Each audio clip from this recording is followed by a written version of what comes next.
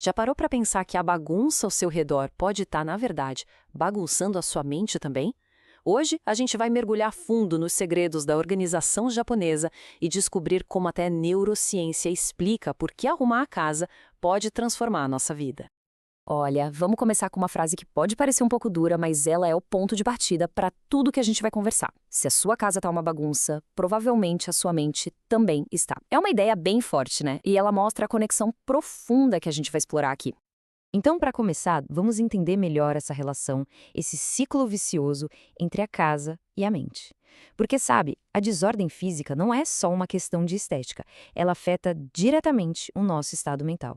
E isso aparece naquelas pequenas frustrações do dia a dia que, quando a gente soma, criam um peso enorme. Quem nunca passou por isso, né?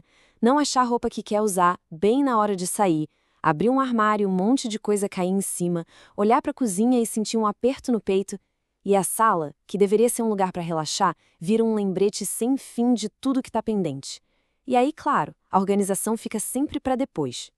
E aqui está o ponto crucial. O nosso cérebro, ele enxerga cada cantinho bagunçado como uma tarefa que não foi terminada. E isso não é preguiça, gente. É um fardo mental que fica ali o tempo todo gerando uma ansiedade de fundo que suga a nossa energia sem a gente nem perceber. E essa agitação toda pode ter consequências bem sérias. Olha só o caso da Vera, uma paciente de 59 anos que vivia sofrendo com insônia. Um dia, a terapeuta dela disse algo surpreendente. Você não tem insônia. Você tem uma casa cheia de fantasmas emocionais que não te deixam descansar. A casa dela estava cheia de objetos, de coisas de um passado que ela ainda não tinha resolvido. A bagunça de fora era só o espelho da bagunça de dentro. Mas olha, isso não é só uma sensação, um achismo, tem muita ciência por trás desse impacto todo.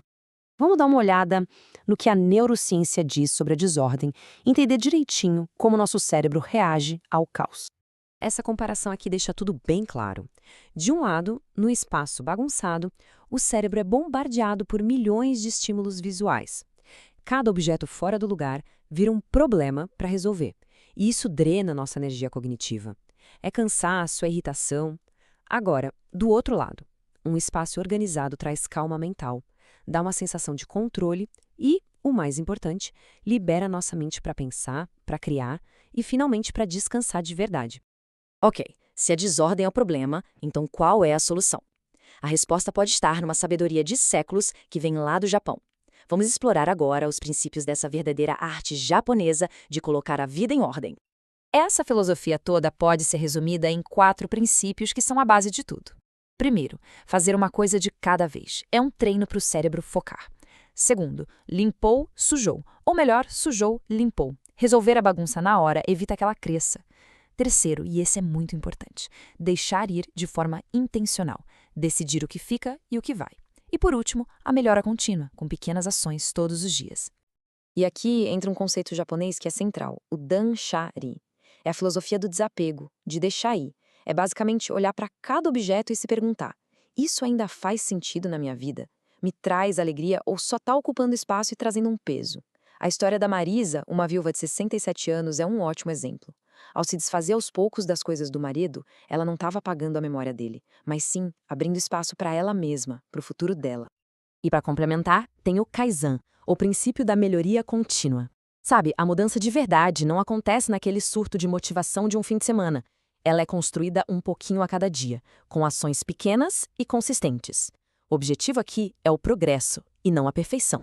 E talvez a virada de chave mais poderosa de todas seja essa aqui: trocar o obrigação pela gratidão.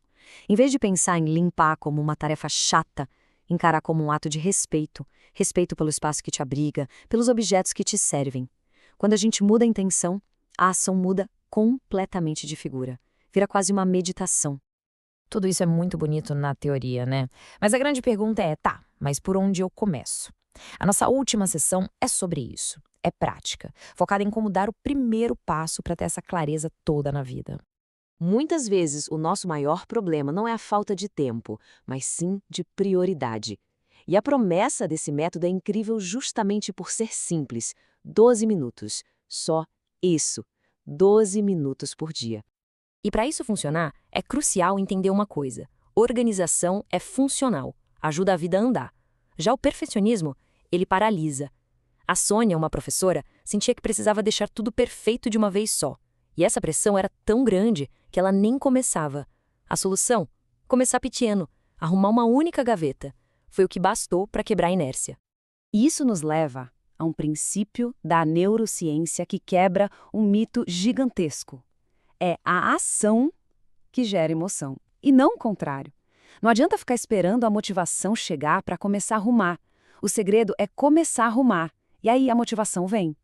Então a dica é: escolha um hábito, um só, bem pequeno, e comece hoje, não segunda-feira que vem, agora. Então, para a gente fechar, eu deixo uma pergunta para reflexão.